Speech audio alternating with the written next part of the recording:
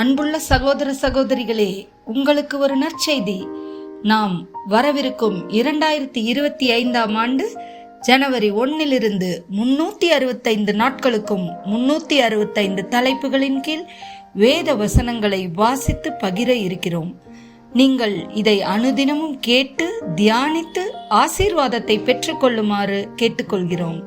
அது மட்டுமல்ல, இதை சப்ஸ்கிரைப் செய்து உங்கள் நண்பர்களிடமும் பகிர்ந்து கொள்ளுமாறு அன்புடன் கேட்டுக்கொள்கிறோம். நன்றி.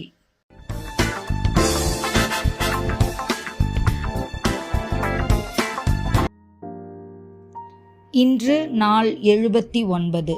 தலைப்பு உதவி குரு. யோவான் 12:26. ஒருவன் எனக்கு ஊழியம் செய்கிறவனானால் என்னை பின்பற்ற கடவன். நான் எங்கே இருக்கிறேனோ அங்கே என் ஊழியக்காரனும் இருப்பான்.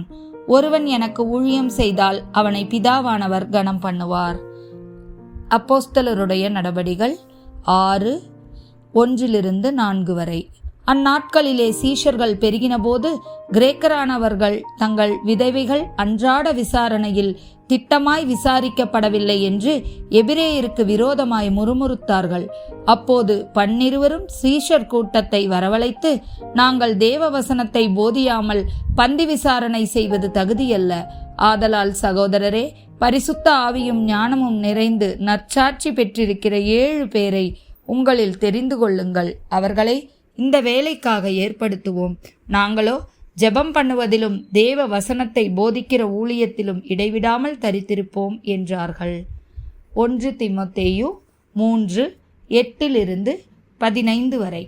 அந்தப்படியே உதவிக்காரரும் இருநாக்குள்ளவரும் மதுபான பிரியரும் இழிவான ஆதாயத்தை இச்சிக்கிறவர்களாயும் இராமல் நல்லொழுக்கமுள்ளவர்களாயும் விசுவாசத்தின் இரகசியத்தை சுத்த மனசாட்சியிலே காத்து கொள்ளுகிறவர்களாயும் இருக்க வேண்டும்.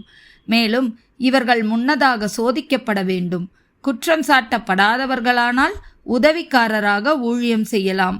அந்தப்படியே ஸ்திரீகளும் நல்லொழுக்கமுள்ளவர்களும் அவதூறு பண்ணாதவர்களும் தெளிந்த புத்தியுள்ளவர்களும் எல்லாவற்றிலும் உண்மையுள்ளவர்களுமாய் இருக்க வேண்டும்.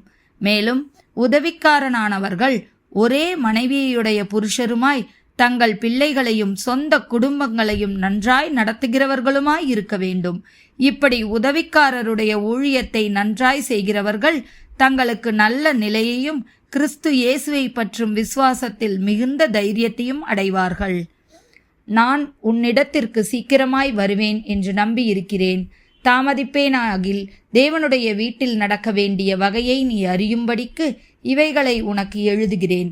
அந்த வீடு ஜீவனுள்ள தேவனுடைய சபையாய் சத்தியத்துக்கு தூணும் ஆதாரமுமாய் இருக்கிறது.